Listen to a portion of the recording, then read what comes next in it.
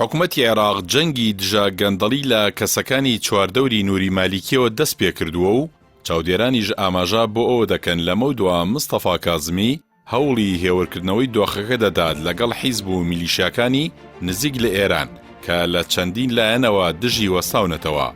بانکی ناوەندی عێراقی هەفتەی ڕابردوو بڕیاریدا بە سەرکردنی سامانی نۆ بەرپرسی ئێستا و پێشوو لەگەڵ دەست بە سەراگرتنی ماڵ و موڵکی کە لە ناویاندا یاسر سەخیل، زاوای مالیکی و لوقمان سەخیلی برای تێدایە. سەخیل زاوای مالیکیە و ئەندامی پەرلەمانی عێراقا لە دەوڵەتی یاسا. مالیکی کاندیدی کرد بۆ پۆستی وەزیری ناوخۆ لە حکومەتەکەی کازمی.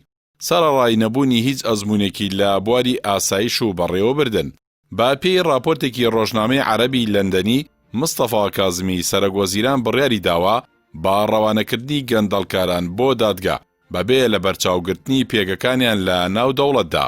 بەشێک لە چاودێران پیان وایە ئامانج لەو هەنگاوەی کازمی بۆ دڵنیاکردنەوەی خۆپیشاندەران و بادیهێنانی داواکاریەکانیانە، با تایبەت کە بەرەنگاربوونەوەی گەندەڵی لە سەرووی داواکاری خۆپیشاندەرانەوەیە.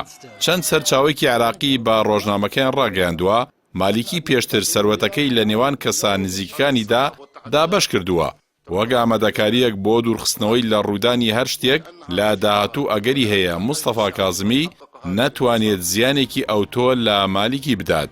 بە وتەی سەرچاوەکان چەندین دۆسیە دەکرێنەوە بەبێ بە ئامانجگرتنی ڕاستەخۆی ئەو کەسانەی خاوەن پێگەی دیارن. ئەوەش واتای ئەوەیە مستەفا کازمی لە ڕێگەی بە ئامانجگرتنی کەسان نزیکەکانی ئەو کەسانەوە زەنگی ئاگادارکردنەوە لێدەدات و وایان لێ دەکات خۆیان ون بکەن لە دەسەڵات یان وڵاتجێ بهێڵن یاخود کێشەکانیان لەگەڵ حکومەت چارەسەر بکەن، بەوەش پارەیەکی زۆر بۆ خەزێنەی حکومەت بگەڕێتەوە.